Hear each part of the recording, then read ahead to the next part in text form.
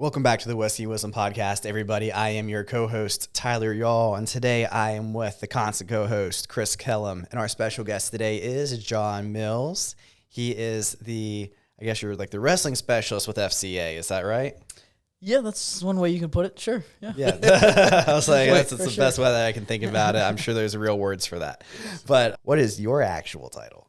So I am the Southeast North Carolina wrestling rep. Okay. Here in this area. So that would be my, I guess, official title. So to speak. Okay.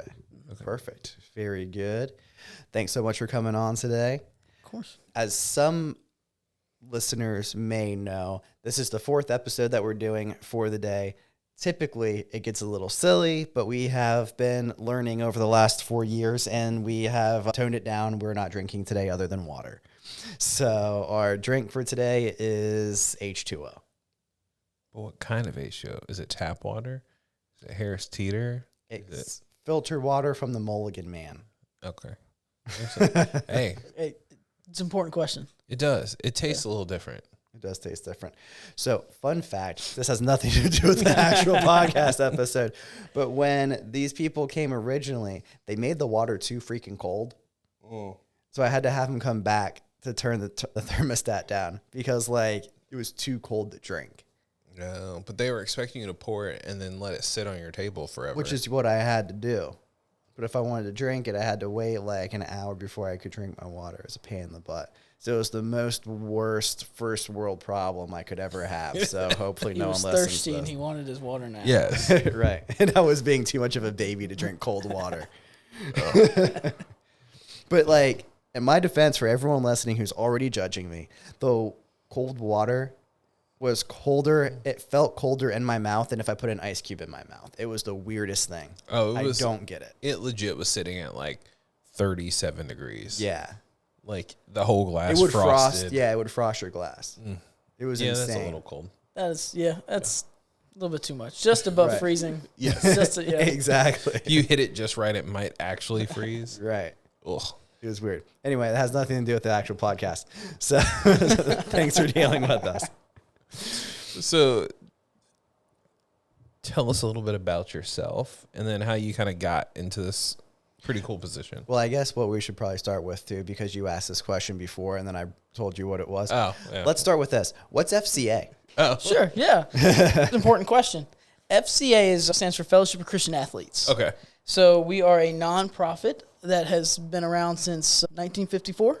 Oh, wow. That has the idea of, or the mission, right, to take the gospel of Jesus Christ into our schools and into specifically athletics. So we use the avenue of athletics to minister to our students. Okay. Very nice. And you're in the wrestling side? I am. So there's a few of us who are sports specific. Okay. I am one of them. I focus not just in the schools, but I'm also involved in the club sports, community club wrestling, things like that. I'm just that stupid. I didn't realize wrestling had gotten that big since I got out of school. Dude, it's crazy. They actually have girls wrestling inside of the high schools now. Yeah. I'm there's enough girls that are wrestling that they created their own teams now. Girls wrestling has been the fastest growing sport in the country over the past 10 years. Really? No way. I mean, I could see that. Because I remember, hearing about it, and there was, one girl who was, thinking about it my senior year, and I was like, that sucks for you. But it is interesting because, I understand if you're female wrestling against boys in the same weight class, you're putting in a lot of work. Especially in high school, because at that point, there's, actual build differences that are occurring, and hormones have kicked in. I might have wrestled when I was in high school, maybe 2-3 girls the entire 4 years. Yeah. Right. And majority of them were small, lightweights, who filled a hole in the lineup because they didn't have anybody that weight. Yeah. They just didn't want to throw a forfeit up. They're like, Exactly. here you go. Exactly. But now you've got some schools have full teams of girls, not a lot. Laney High School has a full team. South Brunswick High School has a full team. Oh, wow. Those are the only two schools in the area that have a full team of girls. But it's growing. Yeah. Looks like It's- Lainey has like a pretty good like team of girls that are wrestling right now. One of They my buddies usually do. posted about it, and he They usually like, do. We just finished up our state wrestling tournament individuals, and they had 3 state champions in the girls' side crazy. and Laney? 2 runner-ups. Sheesh. wow. Dang. Yeah, Applause. had a good one. Shout him out. So did you wrestled in high school? I did. Okay. Where'd you go to school? I went to high school in South Central High School. That is, I'm from Greenville. Technically, South Central is in Winterville, but Okay, I was gonna say, I'm nobody like- knows what that is. So, Oh, I know where Winterville is. oh, okay, good. No, Okay, go. when I was in National Guard, my unit was based in Winterville, Oh, okay. and then I Yeah. did some time at ECU. Some time. But when you said South Central, I'm like, that's not in Greenville. Yeah, But okay, that makes it's sense. right there. Yeah. But I lived in Greenville, but technically I was The way the lines were districted split. to yeah. You didn't get to go to, was it Rose? Nope. My brother went to Rose, but me and my sister. My brother went to Rose before South Central was built. Got you. Yeah. Okay. I think South Central started in like 05, 04, somewhere in Yeah. that range. Yeah. That makes sense. That was like, because I grew up in this area, but I lived in Pender County, and like everyone in high school in Pender County either went to Topsail or Pender until they created Trask. And Trask, I think, I'm probably wrong on the dates, but I think it was the same year. It was like 04, 05. And I'm like, this is so silly. Like all these people who were going to the school all had to like shift and go to a new school.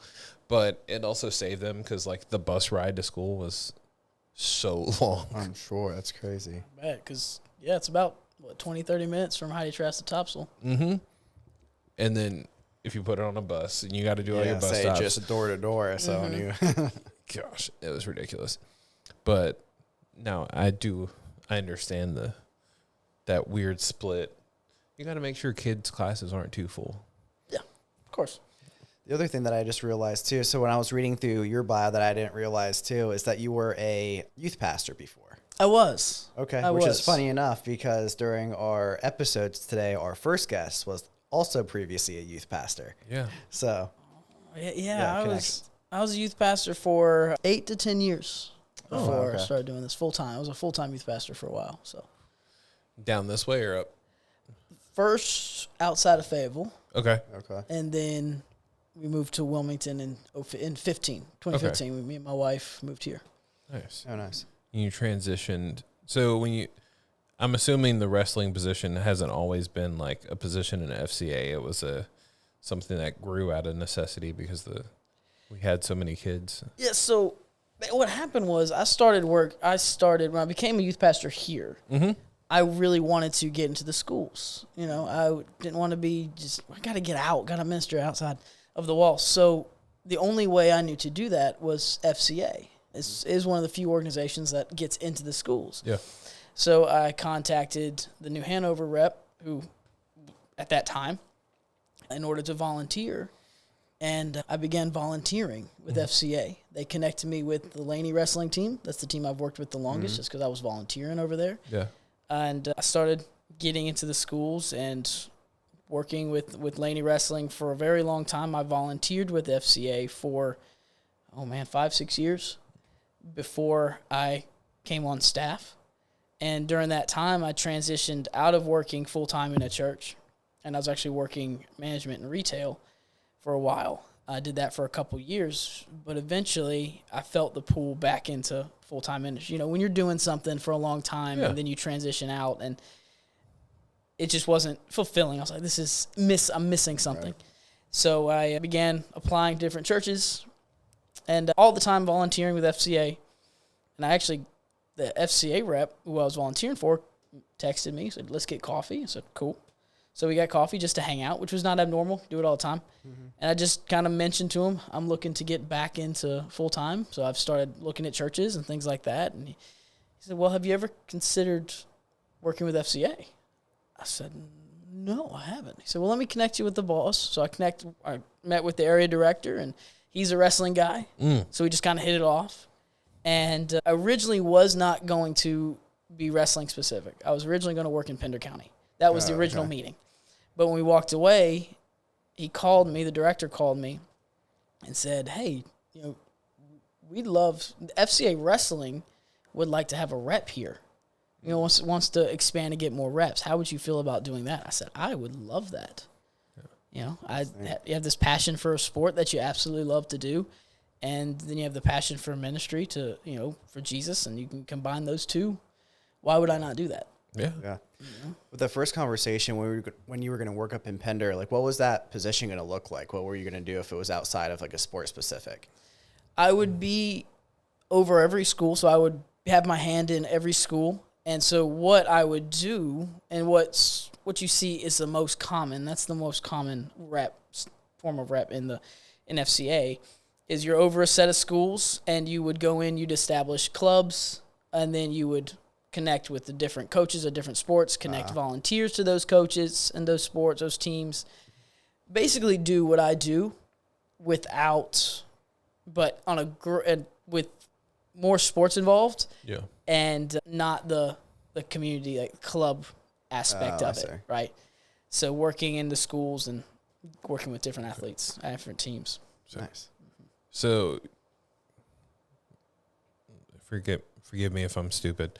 In your position, you are helping share the ministry, and you're also helping find like volunteers to help bring in and be good witnesses. Is that what you're doing? Okay. Oh yeah. There's only so many days in the week. There's only one of me. So, and there's more schools than days in the week, right? So I can't be everywhere at once. And so one of the biggest things we look for is people who share the passion for just being that example and ministering to others, and that I can connect. I can connect with schools so that I can make sure my time is being spread to places, and everyone is getting the ministry, everyone is being ministered to. And so volunteers is a very important part of not just what I do with FCA, but what FCA does, period. When we had our first guest on today, who was a youth pastor, he then transitioned out of that because he said working with kids is very tough and very different aspects. What pulled you into working specifically with those like primarily high school kids, and what do you enjoy about it, and what are some of the struggles and difficulties of working with them? That's kind of like a 3-part question, but no, that's a good question. So I've just always been I've always felt like I've been gifted to connect with different people, especially different people with different backgrounds. Mm-hmm. Yeah. Based on my own background, I grew up a very diverse place, very diverse school, neighborhood. And so just being able to connect, that experience allows me to connect with a bunch of people. So I've just always had from a young age, I had the passion I felt a call into ministry. And I always thought that was youth ministry in schools. I just felt a calling to be a youth pastor in that area. I mean, at the church. Mm-hmm. And so FCA, what it allows me to do is work with kids, but work with kids outside of the church. These are sometimes I'm kind of kids who's, they don't want to go to church. They don't want to set foot in church. And I get an opportunity to have a relationship with them, to just show them I care about them as a person, to help them grow. Even if they don't ever, give their life to Christ, I can at least help them grow as a young man and a young woman, which is so important to help them see who they are. Especially in this day and age. 100%. So many people don't have mentors. Yeah, so true. It's especially when you look at the different schools. Every school has their problems. There are different cultures and things like that. But today, it feels like our students are in a crisis. There's a crisis of identity with a lot of our students, with a lot of kids these days. They're dealing with things that I never dealt with when I was in high school. I'm sure the same thing for y'all. And they're questioning who they are, what their purpose is, what their value is. And I want them to see that. I want them to get that answer. And, obviously FCA, and I agree, and I feel that the answer to that question is who you are in Christ. I strongly believe that is the true answer, and the objective answer. Anything else is subjective at that point. But I want them to know what their purpose is, that they have value, that they were created for a purpose. Right. and that there are people that love them. There is a God that loves them, because growing up and not knowing any of that can be devastating and can lead kids down a path where they're searching for it in all the wrong places. Yeah. Right. They'll be making bad decisions. They might need a defense attorney. We had a defense attorney on prior. So. I think in general, having somebody like yourself in the community is amazing. I wish that we had more people who were, able to volunteer their time, because we do need more mentors and more people who are willing to be a good example. Because let's be real, most of the stuff we see is either on TikTok or on TV. And those are examples of like the top 1% of people who succeeded in one sector, or the bottom 1% where people really messed up. And there's a lot in between. Mm-hmm. Like, I never would have thought, like, your position is not one that I would have, like, because I didn't have an FCA rep that I talked to. Like, I wouldn't have thought that that's something I could do in the community, is like, oh, you can help volunteer your time. You can help showcase and help people. Same with Tyler's job. I never would have thought that was a job until meeting him, because it's just not the position I was in life. Mm-hmm. So you should volunteer some more. We've talked about it. I've met with John quite a few times. Yes. Yeah. We have. If it wasn't for me having kids, I probably would be able to volunteer a little bit more. But that's part of it. And then by the time I get out of here, wrestling practice is about over, unfortunately. True. Yeah. A lot of my clients have day jobs too, so I have to meet with them after work. Mm-hmm. Yeah. Unfortunately, volunteering is one of those things we want as many volunteers as we can, but not everyone's in a place in their life that they can, you know. And so we all have our ways of being able to contribute, right? And some can go, right? Some can go, some can give, and make it possible for others to go. And then one thing we can always pray. We're always looking for people to pray for us and just connect us, get us connections. There's always ways for people to get involved. Yeah. Do you find it that's easier to connect with kids coming from outside of the school, or is that more of a barrier in your kind of experience? That's a good question. I feel like it's been an open door. It's been a little bit, it's given me a little bit more of an open door. Yeah. Because, anyone in school coming through, I think they kind of see authority. This is someone who can get me in trouble. That's true. Whether they think that or not, I think that's kind of a weight it kind of carries. But me being able to come in from outside, I'm a new face. I'm someone they don't see in the classroom. I'm someone they see on the wrestling mat. And I'm someone who can help them with their wrestling. As I like to get in there and help as much as I can. Yeah. So I feel like it's allowed kids to open up, let their guards down, open up to me a little bit more, to see that, hey, this guy's coming not because he's paid to be here, but because, through FCA, but right. Because I can't, because I want to. I did this. I volunteered doing this for years because I wanted to. It was fun. I loved it. So,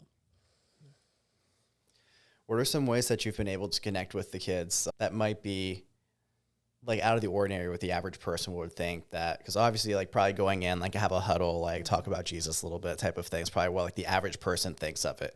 What else do you do outside of that most people may not know that you do, or ways that you've been able to connect to kids that could help someone who wants to be able to connect to kids better? Sure, yeah. So I mentioned I also coach a lot of these places. That's one thing that gives me an advantage that I feel like is the fact that being able to focus on a sport that I've done in the past, I have some knowledge I can share. Right. So that right there, I don't do it as much, but when I first started, I was much younger, and I wrestled with them. I would go to practice. I would wrestle with them my body that can't handle it as much. Every now and then, sure, but not nearly as much. But being able to do that and share a passion. When you share a passion with somebody, right, that alone just is an automatic connection. Yeah. Especially with the sport of wrestling, it's when you meet someone who has done it before, it's an automatic connection because not a lot of people do it.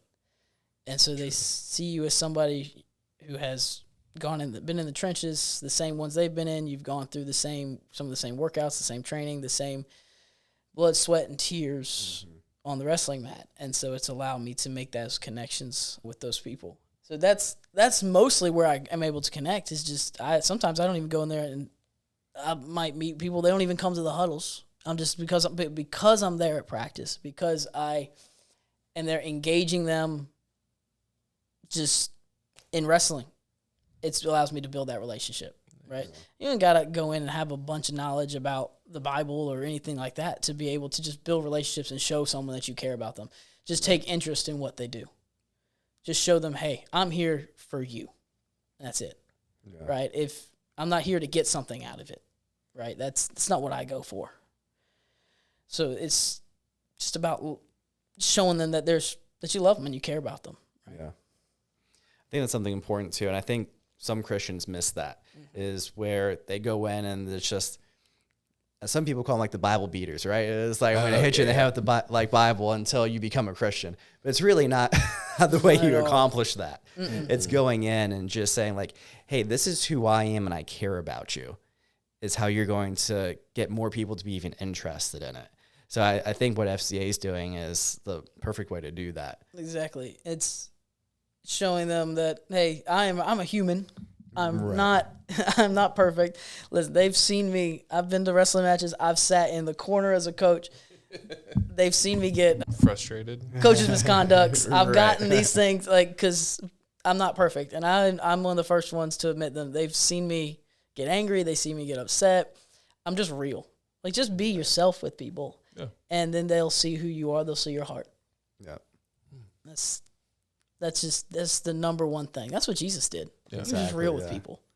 He didn't come in there and just start preaching to them automatically. No, let them see who you are. Show them that you love them. Right? That saying goes, no one cares how much you know till they know how much you care. Right? Yeah. It's kind of a saying but it's true. I like that. So I keep seeing this book that you got. Can I ask what it is? Sure. So every year we put out, it's a magazine that we put out for our area. So this is just Southeast North Carolina. Oh, cool. That kind of showcases what we do as a staff here, some of the highlights that we've been able to accomplish. There's little shout outs to each individual, what we do in Bladen and Columbus County. So our area runs Bladen, Columbus, Pender, New Hanover, and Brunswick. That's our kind of area that we are in. Yeah. And so it's this book that just highlights what we do. We have our own lacrosse team. FCA Lacrosse is a travel lacrosse team that we have in the area. Oh wow! That has everyone, staff, all the camps that we're involved in. Summertime is camp time for us. That's for sure. That's for sure what we do. That's kind of where I'm focusing my attention now. Our wrestling camp we've got coming up in June. But it's this opportunity to see what we do. And you guys, do you do just high schools and middle schools, or you're up in the college level too? We do. We have a couple on UNCW campus. We have a couple reps for UNCW. Sonia Manjero and Matt Treppel, they're awesome people on UNCW campus. They do an amazing job working with basketball teams, baseball team, everybody. They do an awesome job. They work with the coaches specifically. So they're on campus. They're in the college space, and then a majority of us are primarily middle and high school. Mm-hmm. I get the privilege because I'm also in clubs. Yeah. That I also do a lot with middle school, with elementary kids. Oh, wow. Because a lot of the clubs here do elementary, and so actually one of the huddles I lead Monday nights up in Hampstead at a club up there that my son goes to. He wrestles at. Okay. A lot of those kids are elementary, younger middle school age, so it's an awesome opportunity to see all of them. Oh wow. Mm-hmm. Oh, this is so cool. These are definitely, like, when I think of FCA, when I was in school, my thought process was just group of Christian athletes just meeting up like once a week, just catching up and kind of having just a lesson or a meeting together. But this is a lot more. I feel like you guys are in it a little bit more, kind of helping spread the word. Oh yeah, we're involved. We try to get in, and the thing about working for FCA is you're limited based on your own imagination, right? Based on what you are willing to do. Mm-hmm. however we get ideas. Sometimes they work, sometimes they don't, but we get ideas, we try them out, right? And it's about getting the kids involved, because we try to be, some of the ways we do it, we call it E3. It's our discipleship process that FCA uses. Engage, equip, empower. We believe in engaging our students and our coaches with the gospel and in relationship. Yep, right there on that page right there. Equipping them to minister and to go out, and then empowering them to take that and go out and minister. So it's, if we want to move them along that process in order so that they can then lead their own classmates and their own teammates in ministry. Nice. So with what you've accomplished now, what are you kind of looking forward to that you're trying to accomplish kind of moving forward? Because it sounds like you're in a lot of clubs, a lot of schools. So what's the next thing that you're trying to tackle? So now with my focus, what I want to see the sport of wrestling grow in our area. I want to see our clubs grow, because if the clubs grow, that also makes the reach that I get blessed to have grow.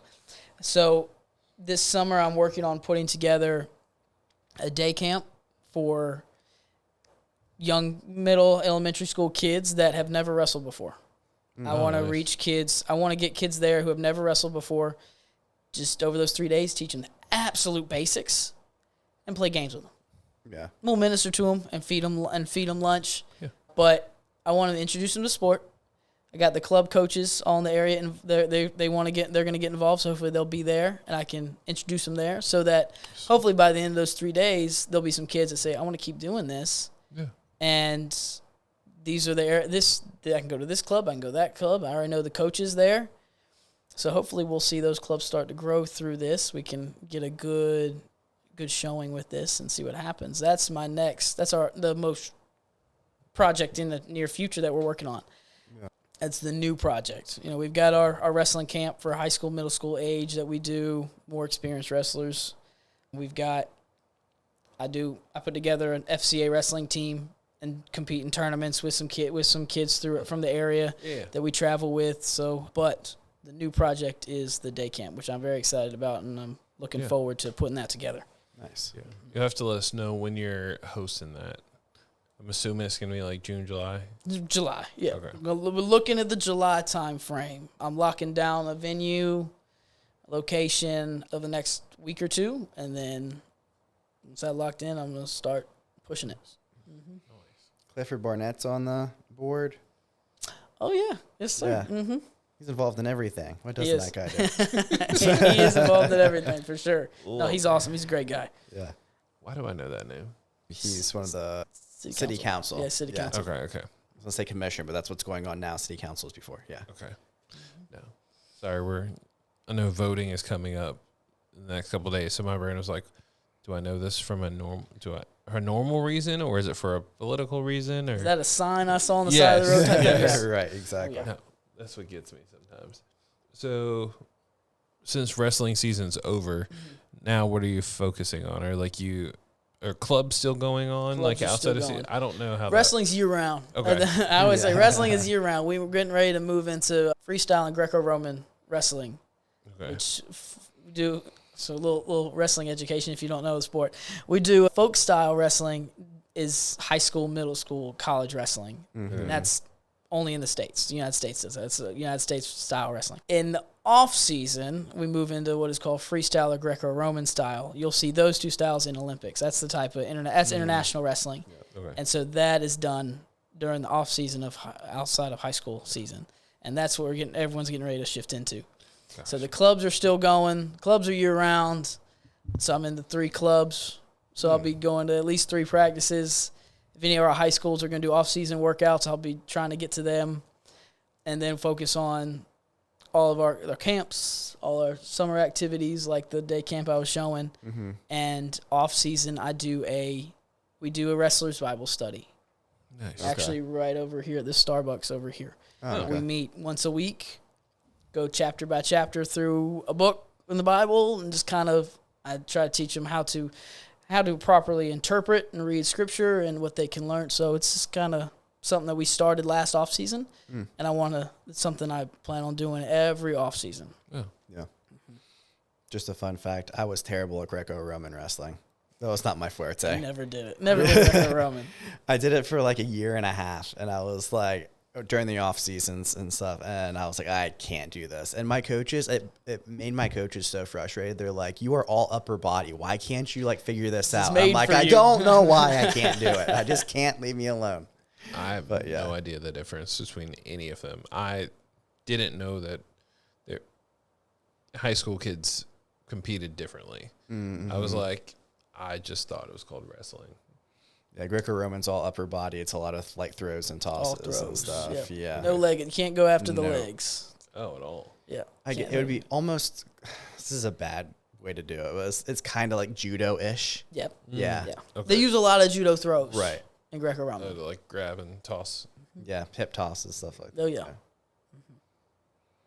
Yeah. So how do you get points then? How high you throw people. Yeah, throw them to the back. Feet go overhead. Yeah. That's more points. Feet, if you take them feet to back. So from the standing position straight to their back, it's points. Freestyle, it's the same thing with freestyle. Freestyle is that's where you get the suplexes. Right. You can't suplex in folk style, high school wrestling, college wrestling, can't do that. Yeah. But you watch some Olympic style wrestling, you'll see feet thrown in the air. People landing on their heads.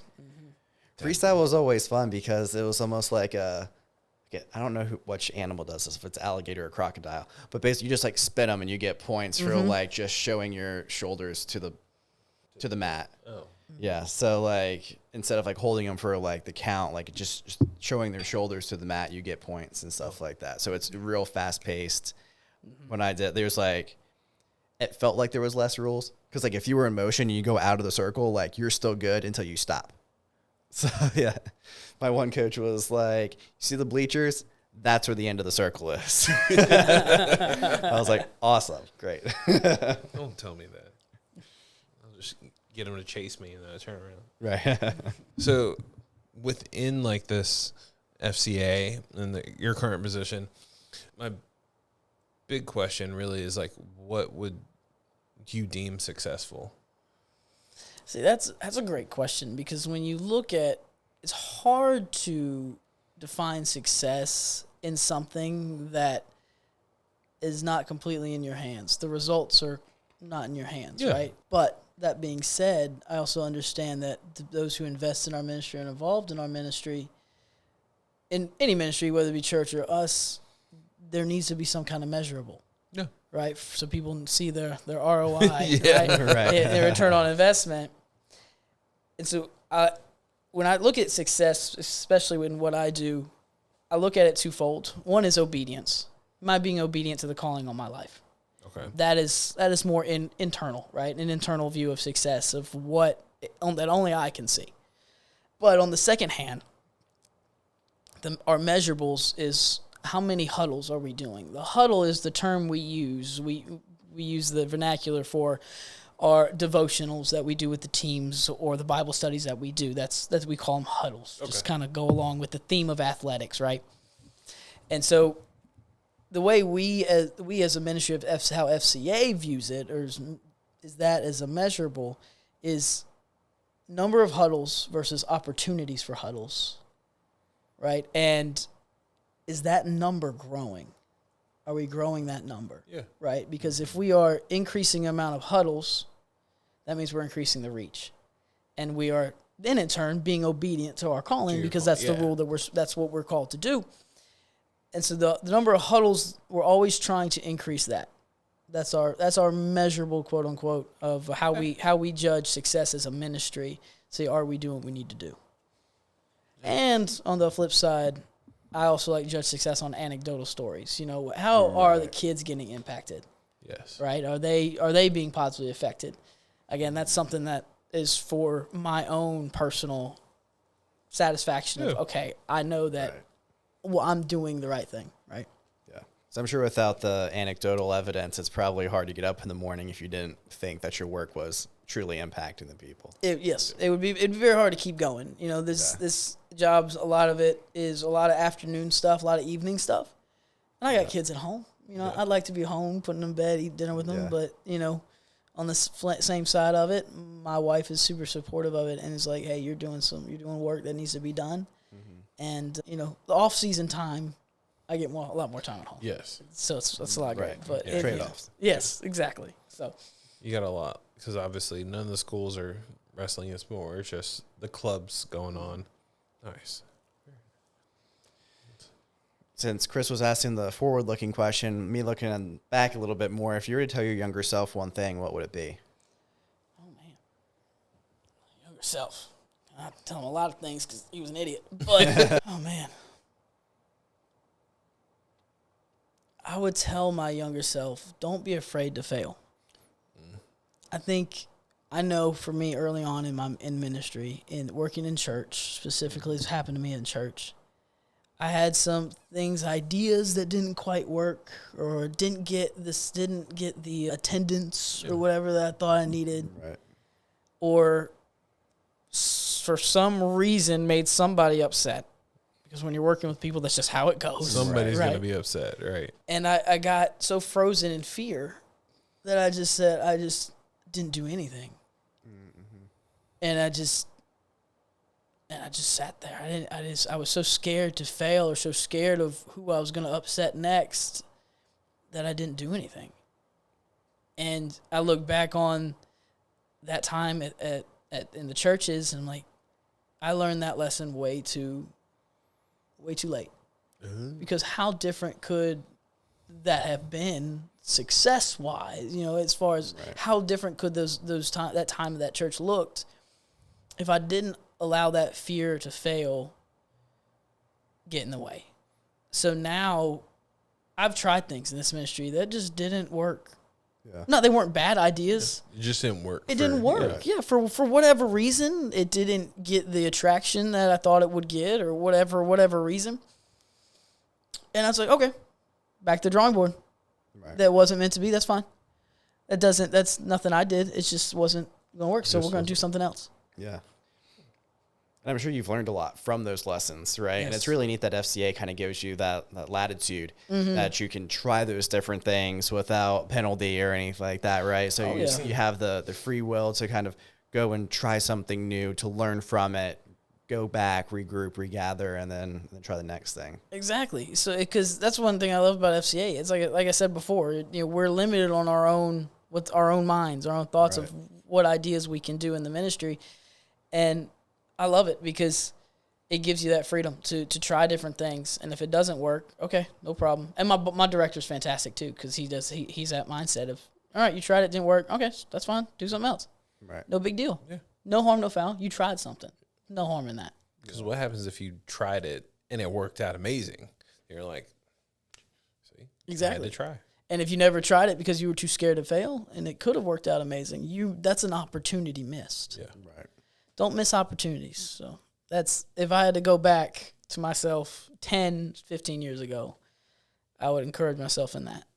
Yeah. Because I think when you are young, especially when you're young in ministry, you have this eyes wide open, feeling of grandeur, of, this idea of, I'm going to change the world. And it's not as easy as that, because you're dealing with people. Mm-hmm. And it's not always in your control. And I think a lot of people get beat down for it and get discouraged. And knowing that it's okay to stumble a little bit, or to not always have the answers, can be a load off of people's minds when they're just starting out. Yeah. So. Kind of along that same line, what's something that you would say is difficult or a struggle right now trying to reach kids? Trying to reach kids, the struggle. I think it's one thing I'm always having to toe the line of is them seeing me too much as a friend. Mm-hmm. I had that experience this year with a young man that I have a very strong relationship with. Very, very strong. I've known him he's a senior this year, known him for 4 years. So very strong relationship with. I think at some point in time, there was a shift in how he saw, he's a friend. And so we had to we came at an impasse one day, because I was also in my coaching mode. So I had the coaching hat and the FCA hat on at the same time, which I usually do. And a lot of these kids, and it's usually not a problem. But at the same time, I said, hey, okay, listen, I love you, but right now, you need to do what I'm telling you to do. Right. So it's making sure you find that balance of building that relationship, knowing them, you love them, you care for them, but at the same time, hey, I'm still in a place of authority, and I would appreciate it if you listened. Yeah. Because you have kids who either, kids that are on one side of the spectrum of, I don't want to have anything to do with anyone with authority. On the other side of the spectrum, they see authority as all the way up here. Right. And so you've got to find that where you can connect with both people. Yeah. Good point. So for those who want to support, reach out, kind of follow what you guys are doing, where can they look? Oh, yeah. So there's a couple different places. On Instagram, mine specifically on Instagram, let me pull it up so I tell you the handle correctly. Yeah. So it's SENC, Southeast North Carolina. That's what that stands for. Right. SENC _FCA _wrestling. That is our Instagram and Facebook. So that will get you on Instagram and Facebook for what I'm doing specifically. Okay. You can also go to our area website at southeastncfca.org. southeastncfca.org. I realized I sped straight through that, so I'm saying it a bit slower. Like, whoa. Yeah. You got to say this a lot with people, so you just end up just speeding. Yeah. So that's our website, and then if you are interested in giving, supporting in that way, it's my.fca.org/John Mills. John without an H. JONMILLS. That's why you had such a hard upbringing. You're missing that extra missing that H, man. Missing that H. No, those are the best ways to see us. And if you go to our area website, you can see every staff member and decide, hey, I want to meet this person, or I want to connect with this person, or I want to support that person. Yeah. You can do it from that website too. Click on them. It's pretty good. Nice. Perfect. They do make it easy. They try to. Yeah. When you're dealing with when it's a nonprofit, you got to make it easy. True. Good point. Very true. Got to. Yes. Well, thank you for coming out. Of course. Thank you guys so much. It's been an honor. It's been a lot of fun. I appreciate you having me. Yeah. Thank you. Glad you got to enjoy your day and still come hang out with us for a little bit. Oh, thank you so much. Yeah, I was really hoping it wasn't going to be a rainy day all day, because I would have been like, Tyler, we're going to have to cancel. I'm going to nap. I need it. But thank you guys for listening to the podcast. You know where to catch us: YouTube, Spotify, Apple Podcasts, all the things. Yeah, all of them. All the things. So like, comment, share, subscribe. We're hitting a goal. I'm putting it out there. We're hitting our goal of 500 subscribers on YouTube. If we hit that 1,000 subscriber goal, Tyler's going to do something crazy. He doesn't know what it is because I just made it up. Yep. So, but yeah, thank you guys for listening, and we'll catch you next one. Cheers. Cheers.